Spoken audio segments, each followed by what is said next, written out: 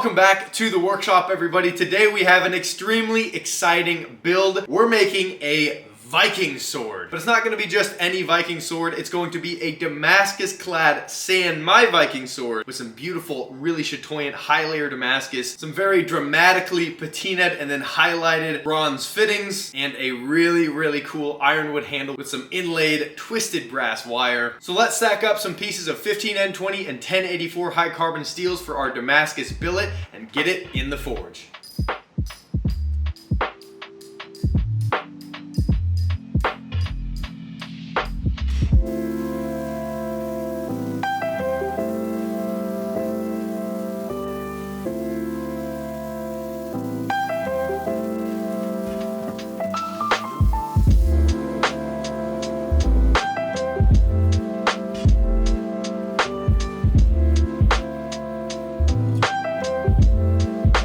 High layer Damascus clad San Mai is one of my favorite patterns ever to put on a sword blade. And that is because, in my opinion, there are few patterns that really lend themselves to being drawn out into very long and sometimes very narrow blades. Other patterns that I think work really well on swords would include something like a multi-bar twist with a wraparound edge, or even a mosaic Damascus sword, which if done tastefully can look fantastic. But those two patterns require a lot more setup work and a lot more delicate forging, especially the mosaic Damascus. And even then, it's really up in the air as to which one you like more. So the customer and I decided to go with the more consistently appealing and more classy route of the high layer Damascus clad San Mai. This will give us that wavy exposed pitch black edge and the three-dimensional chatoyant high layer Damascus body of the sword that somewhat resembles a curly wood grain in the sun as it plays off the light.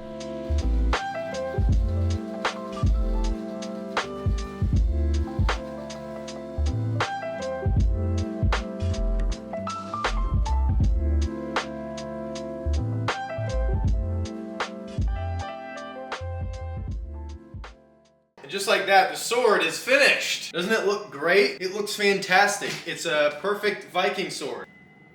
All right, let's grind this thing. There seems to be no shortage of confusion around why Damascus is so valuable, how it's made, and why some patterns are more difficult and thus expensive than others. And that's just another reason why I love making these long-form videos, because I can take you through the entire process. Well, some of the entire process. This sword took hundreds of hours to make, and this video is only 40-some minutes long, but you get the point.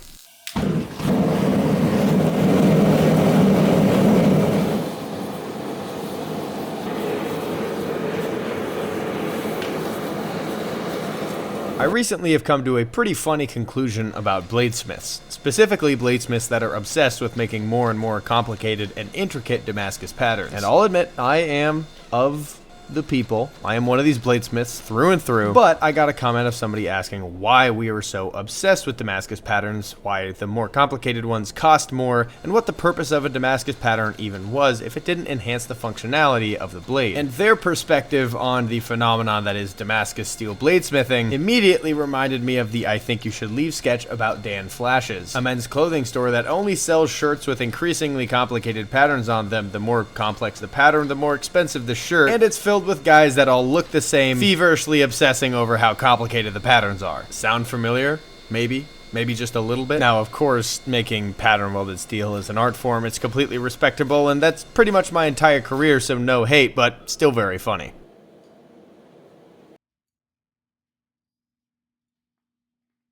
So the pattern on the sword is going to be a Damascus clad San Mai with a 1084 core, which means that I have to take into account the fact that I am going to be putting it on each side, and the pattern is going to become a lot more dense when I forge out the final billet. So this being the Damascus cladding, I want to be 360 layers. Now right now, because the initial billet was 30 and I stacked it up 6 times, it is 180 layers. So I only forged it out a little bit here. I'm gonna cut it in half, forge weld it back together, and that'll give me my beautiful, fine 360 layer cladding. It's gonna go on either side of the core steel for this sword.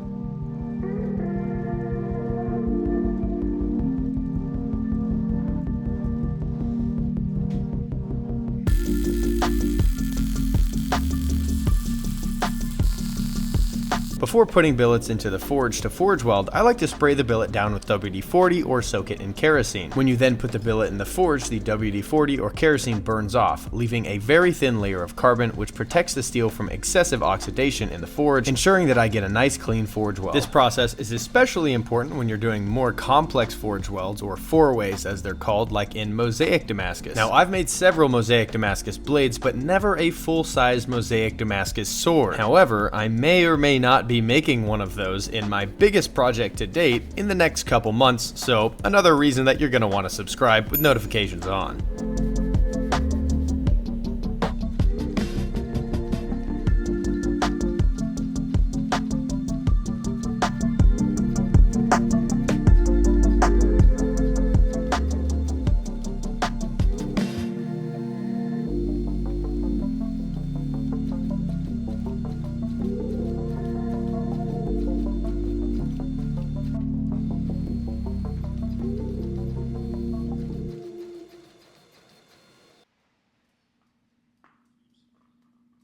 After cleaning off the 360 layer piece of Damascus, I stack it up with the 1084 core to create our final sandwich, which is, I'm sure, where the term San Mai comes from.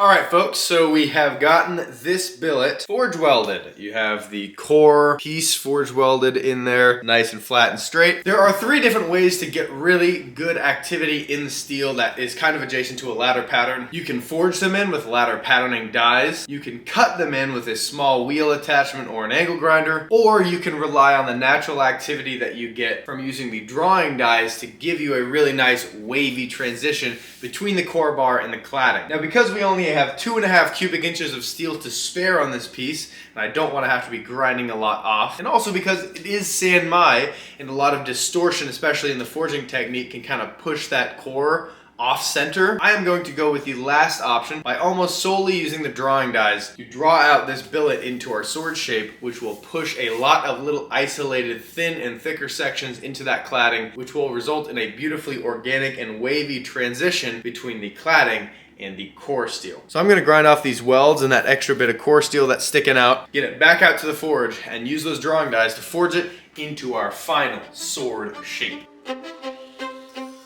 Now that all of the excess core material is removed and I'm down to clean steel with zero inclusions or delaminations present, I know that I'm going to be able to forge this sword out of some pristine, homogeneous steel. Now, there is an inherent issue with hydraulic presses, especially C-frame hydraulic presses like my 25-ton press here, which is that it tends to kind of smear the top inward and throwing the core alignment off so that when I forge it out into my sword, the edge is higher on one side and lower on the other. Now, the way to fix this issue is to feed it both from the front and from the back using a pedal that I've hooked up on the back side of the press so that in the end it evens out and I have a perfectly centered core in my San Mai blade.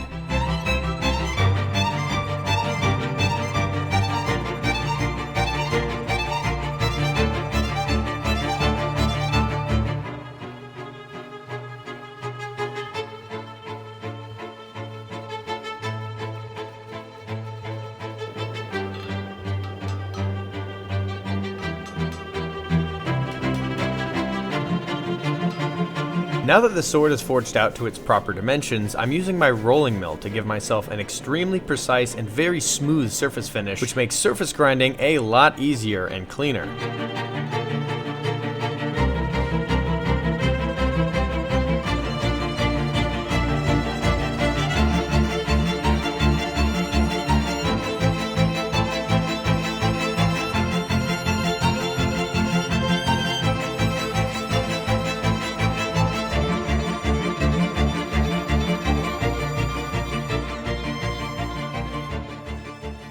So the sword has been forged. However, it still needs to be thermal cycled, which means normalized and annealed. This process basically resets the grain structure in the steel because it's very stressed out right now from forging helps get us that super fine grain structure that we're looking for and ensures that we will have a successful heat treat that results in a very tough and flexible blade that has great edge retention. But that process takes a while, so while this thing is thermal cycling, I'm going to start forging out the guard and pommel of this sword. So I have these two big pucks of bronze that I'm going to forge into our guard and pommel.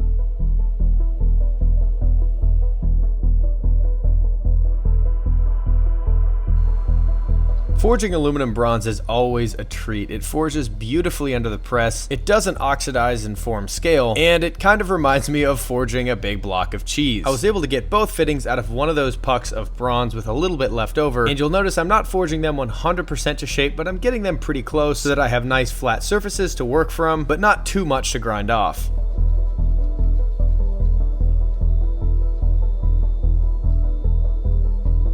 After forging out the fittings and normalizing and annealing the blade, it's time to start the surface grinding process. This process is simply getting all of the surfaces flat and free of scale, and also making sure to grind an even amount off both sides because this is a San Mai pattern. So if I grind too much off one side and not the other, the core alignment will be thrown off and the edge will not have an even amount of black on it. To both make sure that I'm grinding an even amount off both sides and also to initialize that distal taper of the sword, I constantly measure it with calipers on both sides going all the way down the blade and then move to my surface plate with sandpaper on it so I can see the high and low spots and correct them with the grinder.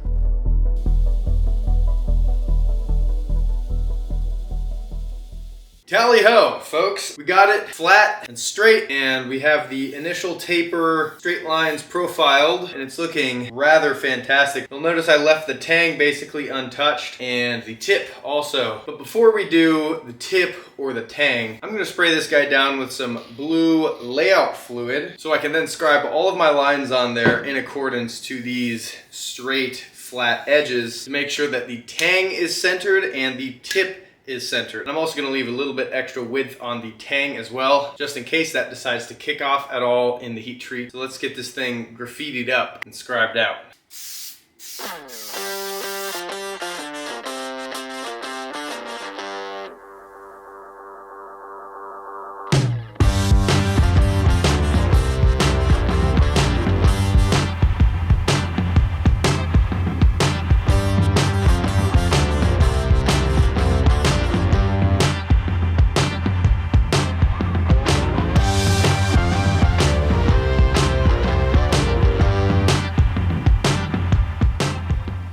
So we have the sword pre-heat treat ground. That basically means that I just started off those bevels and kind of got them initiated. It's all mucky right now because I threw it in some ferrochloride to make sure that the edge was still centered and that I was getting good activity, and I am. So it is looking pretty fantastic. But right now we're at a good point to heat treat the blade. So I'm gonna hop over to my buddy's shop who has a big old sword kiln so we can heat treat this thing perfectly, and I will see you when I get there.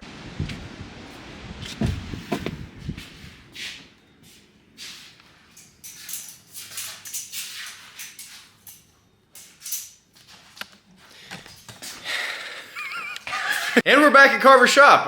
We're gonna use his big sword kiln over here to heat treat the Viking sword very precisely so that it has all of the perfect properties that a sword should have. So before we heat treat this Viking sword, I'm gonna coat it in anti-scaling solution as you've seen me do before to make sure that we don't have any pitting or excessive oxidation happening on the surface of the steel.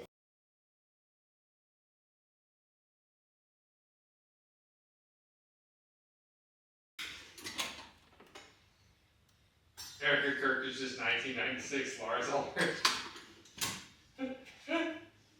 God, I can smell it over here. Oh my God. Dude, what? All right, it's quench time. Take it out of here, quench it quickly.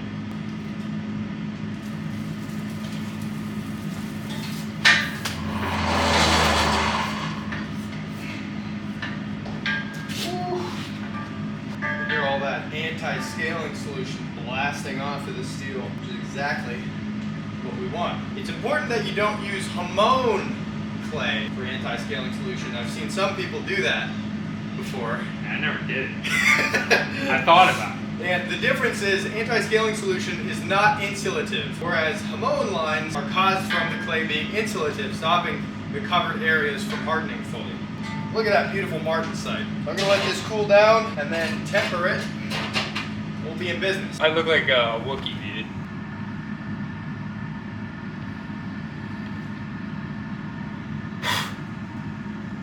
So for those of you who aren't aware of Carver here, he moved to, I shouldn't say dox myself.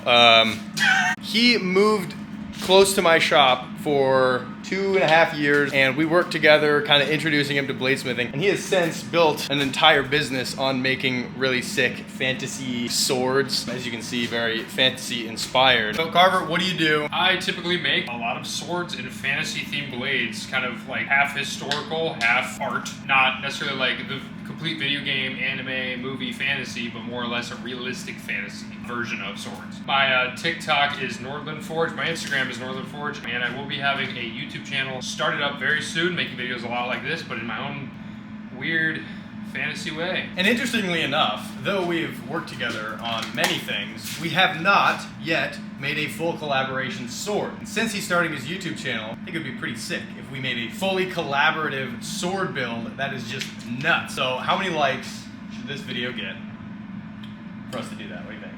100,000 likes.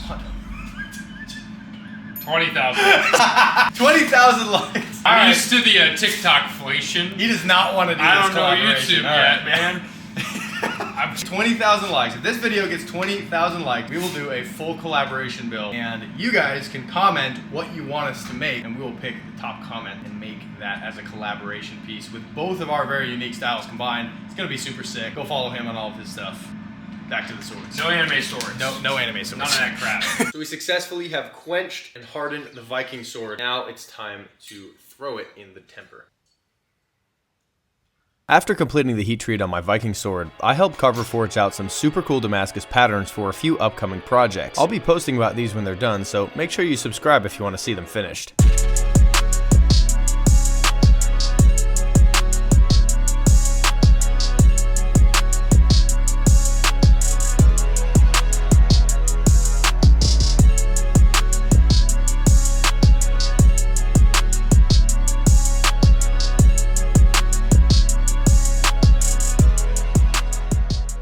We are back in the shop. We got the sword here. There are 2 mild warps that I'm gonna get out. But before we fix those warps, I am going to grind all of the discoloration off so that when I heat it up with a torch, I can really accurately see what color I'm getting it to. So I know I'm not getting it too hot, and I know I'm getting it hot enough to actually move the steel. So I'm gonna take this thing to a very light Scotch-Brite belt and then light the torch, get this thing straightened before surface grinding. When I say I'm looking for a specific color when I'm straightening, what I'm really looking for is kind of like a medium bronzy brown color. That tells me that I'm around the 400 to 425 degree mark, and I have to be very careful not to go beyond that and overheat it, which would decrease the hardness too much in that area and ruin the temper.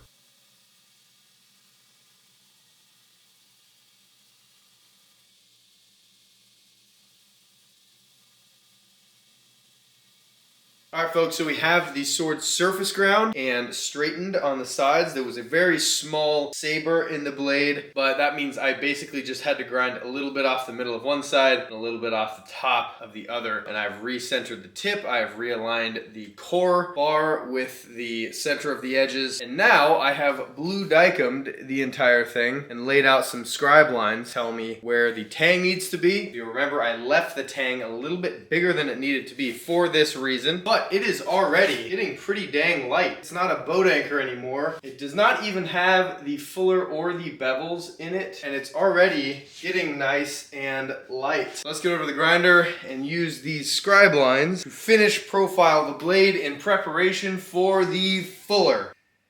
Yeah!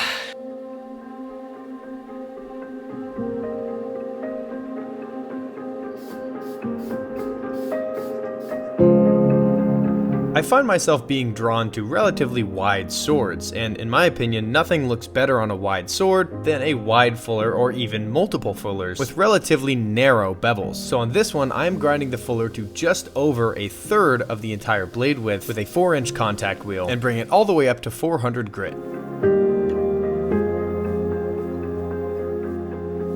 You'll notice I haven't feathered out the tip of the fuller yet. That's because I'm doing a lenticular grind on the tip portion of the blade, so I save the fine tuning of the tip of the fuller until after the bevels are ground and that lenticular cross section at the tip is established.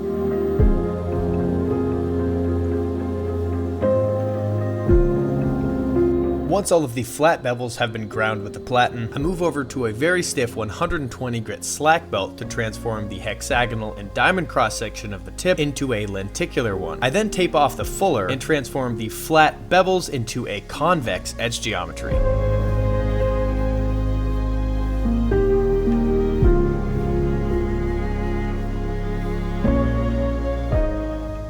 Behold, the sword is now finish ground. The fuller has been perfectly straightened and matched side to side. Bevels have been ground and convexed down to a beautiful 10,000th thick edge, which will make this thing a devastating slasher. It is absolutely straight. It stiffens out here, and the most flexible point is right there, which is exactly what you want on this type of blade. I did a lenticular grind on the tip portion, which is more historically accurate for Viking swords, and man, I am just so thrilled with how this blade is looking. It is super light and flexible, but also very rigid. I test etched it multiple times as I was grinding it to make sure that the edge exposure was even and very precise all the way around. So I'm confident that I can now wrap this guy up and move on to slotting the guard.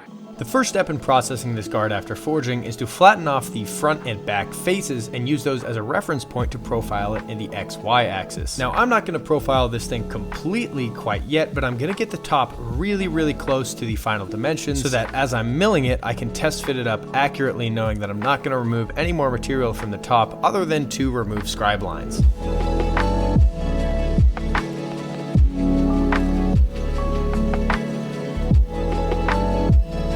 The key to getting a really tight fit up on all of the different handle elements is to taper your tang both in width and in thickness. This allows me to get a super tight guard fit and actually just measure the slot with my calipers as I'm milling, so I don't have to keep taking it out of my vise to test fit it over and over again.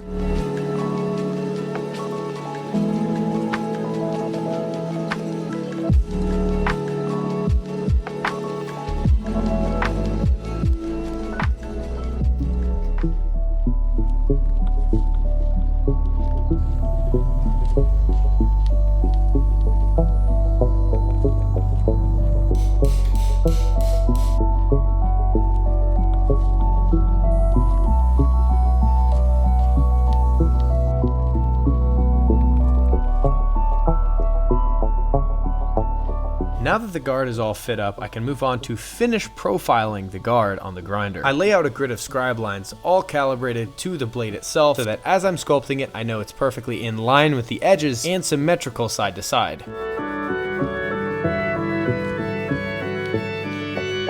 With the guard slotted, sculpted, and sanded up to 600 grit, I can now get to work on the top spacer. I didn't actually used to sculpt all my fittings as I was fitting them up, but recently I figured out that it's kind of a big time saver because fit-ups do change once you sculpt the fittings and once you shape them into their final form, and so doing that all off the bat allows me to get consistently tighter and more seamless fit-ups, so I know I won't have to be chasing little tiny light gaps in there after I sculpt everything at the very end. Another benefit is that I do have target weights for all of my fittings, and so I know if I'm not hitting those, then I need to change something, and I know exactly how much material I need to remove from the subsequent fittings.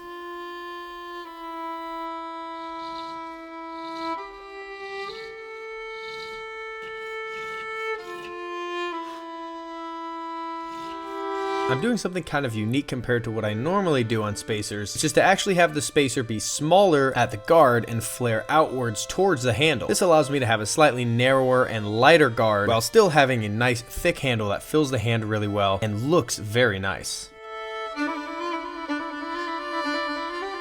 Speaking of the handle, it's time to move on to slotting this beautiful piece of desert ironwood. If I had to pick one wood that was my favorite to work with, it would likely be desert ironwood. It's extremely hard, very stable, and has a low tendency of cracking or warping if dried properly. Not to mention it has some beautiful earthy tones of red and brown and black and even orange.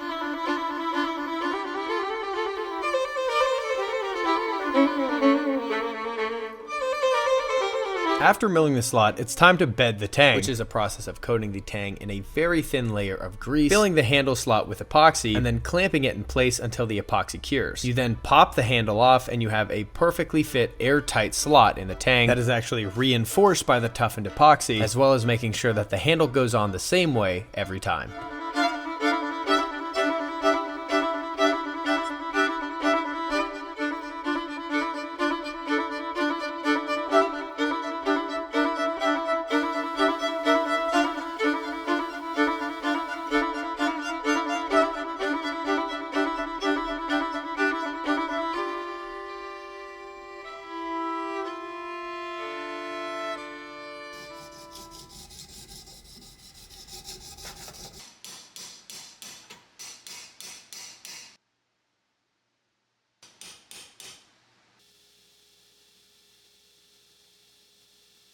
With all the handle components structurally complete, aside from the pommel and pommel nut, it's time to shape the handle wood into that octagonal geometry that we're looking for. But as the ancient Greek adage goes, octagons aren't simple if they're not equilateral. In fact, they actually take a lot of math to get correct, especially if they're tapering.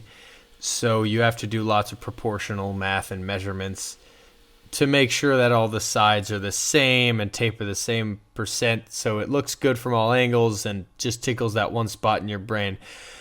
End quote. I believe that is the whole adage. Anyways, time to start grinding on the pommel.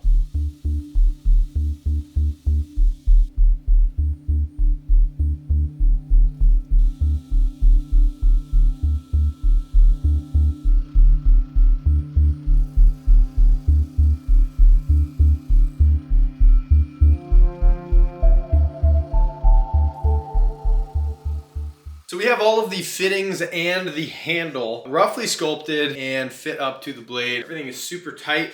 It actually feels quite good in the hand for having no pommel. Right now, the balance point is just under 7 inches above the guard without the pommel. But once we add this pommel, it's going to balance it out even more, and it should pull the balance point back to around 4 to 5 inches in front of the guard, which is exactly where I want that balance point to be. So it feels slightly forward heavy, as a very strong and powerful sword should, but not too forward heavy to the point where you can't even really wield it effectively. And to connect this pommel, we need to mill it out. But before any milling can happen, I need to actually change the shape of the end of the tang into a rod. Because this is going to be a takedown construction, there's going to be a threaded rod section of the tang and a threaded pommel nut that screws onto it, holding the entire tang together very securely. After shaping and then threading the end of the tang with a die, I move on to making the pommel nut. I'm using stainless steel for this pommel nut, and I'm starting by grinding it into a cylinder shape.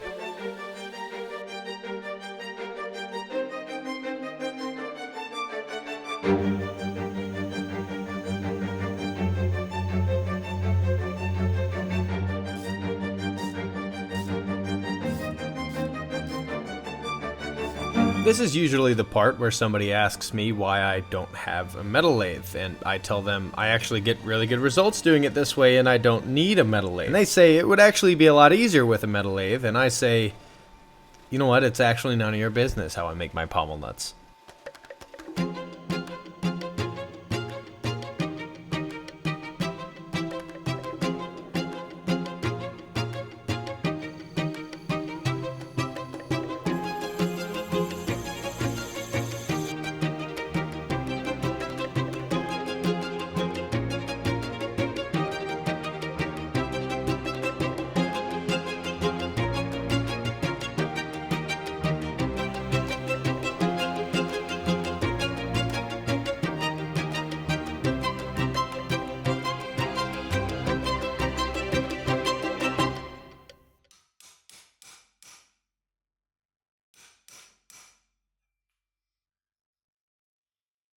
This is one of the most exciting stages of the entire build. Installing the pommel nut, feeling everything absolutely solid. The only thing holding this thing back from feeling like it's gonna feel when it's finished is sculpting the pommel.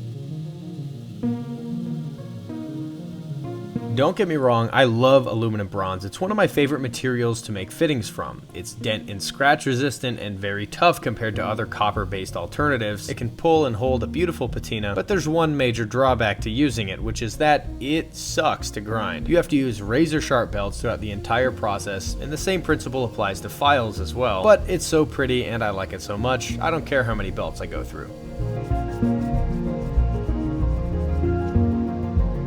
Now that all of my bronze fittings are structurally complete, I start to file and sand in all of the tiny facets that are going to break the corners and act as highlights once all the fittings are antiqued. This will give us a beautiful contrast between those thin lines of bright bronze and then the rest, which is going to be a dark rustic bronze color. I like to do my best to keep my pieces thematically consistent, and the theme of dark, angular, with highlighted facets is a theme that I not only implement here, but I also implement in the ironwood handle, which I'm about to work on next.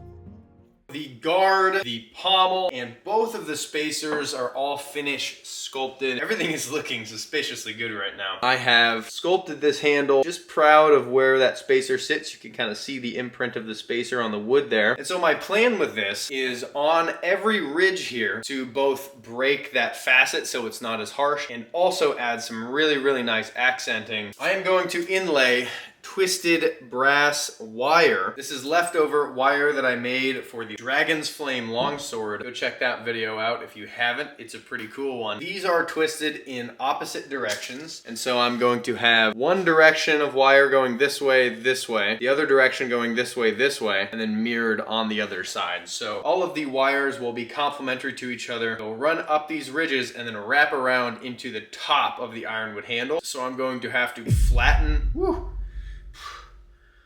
almost dropped it. Oh man, curse almost got me. I'm going to carve in slots on top of every single ridge here. So let's begin the process of carving in our channels.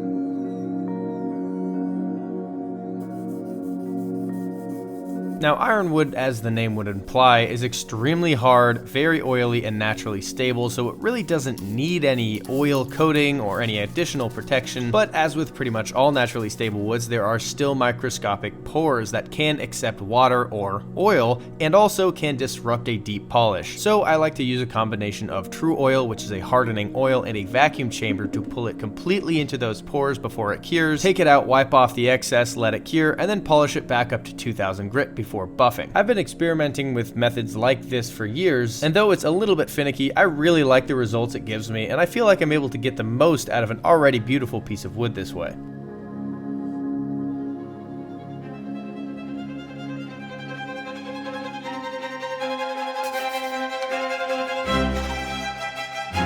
With the handle finished and polished, it's time to inlay the brass wire. I use a pressure fitting technique, but I also use some toughened CA glue underneath the brass wire to even more securely lock them in place.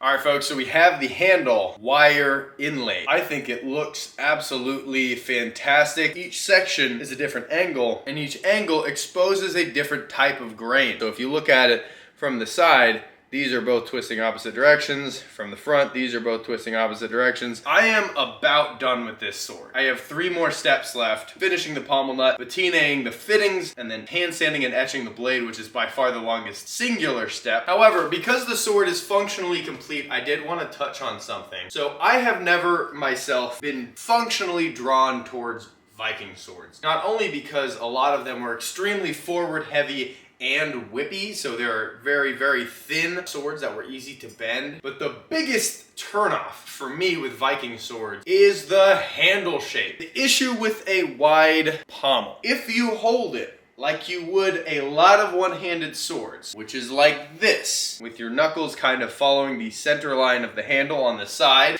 the pommel digs into your palm and wrist, which is not very comfortable. There is a correct way to use and hold a Viking sword, and that is to hold it as if you were pointing forward. That's how you should hold it. You can see easily I have clearance for that pommel, and as you thrust, your hand is going to look like this, not like this. And as you slice, if you have that hand configuration, it allows you to really use the momentum of the sword to continue any attack sequence or defense sequence. Upward cut, downward cut, upward cut, downward cut. So that is just a very important distinction I want to make here, that you should not hold a Viking sword like this, you should hold it like this. And that's just gonna make the experience a lot better. So let's get this pommel nut finished, get the handle elements patinaed, and get the blade hand sanded and etched. Hua! Hua! Hua!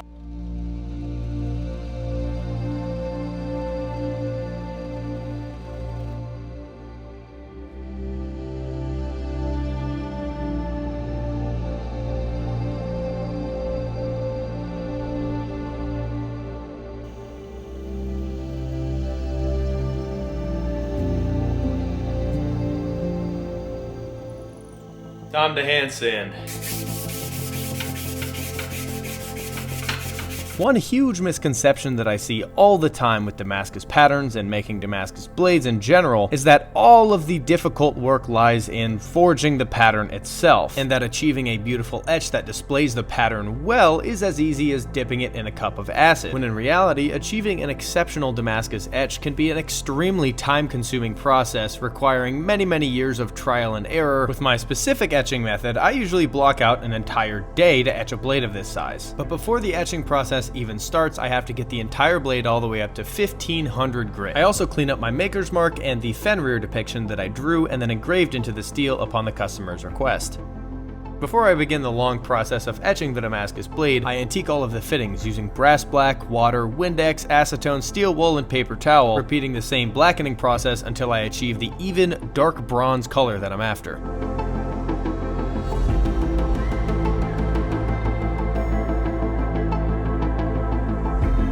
My Damascus steel etching process starts with a few cycles of etching and hand sanding in ferrochloride. The 6:1 distilled water to ferrochloride solution I use to etch eats away the 1084 while leaving the 15N20 relatively untouched. These steps give the Damascus pattern the depth that it needs to really dance around when it's exposed to natural light, which you'll see in the finished product.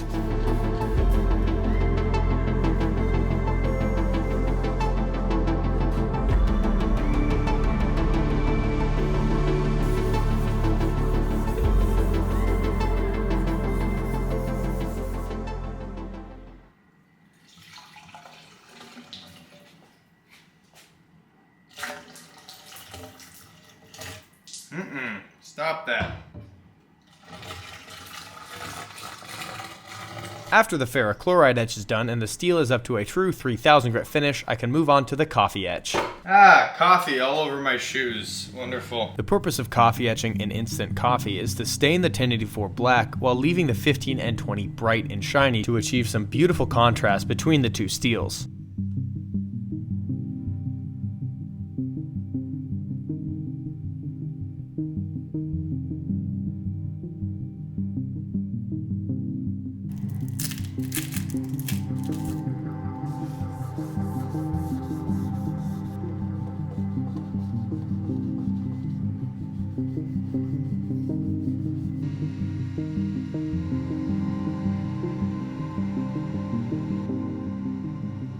And after the blade has been polished with sunshine cloth and the black oxide layers have been coated in a thin protective layer of carnauba wax, this sword is ready for the final assembly. If you made it this far in the video, thank you so much for watching. I hope you enjoy the finished product of my latest Viking sword build, Fenrir.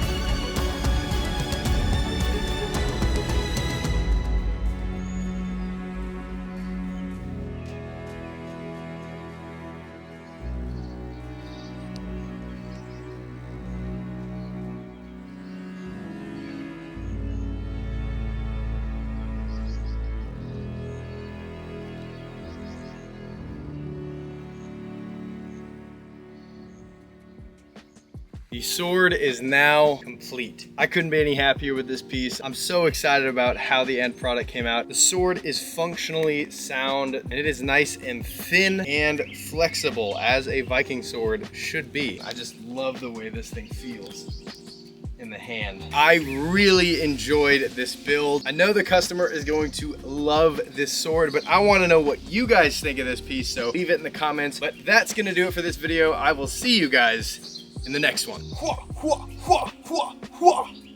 Okay, bye.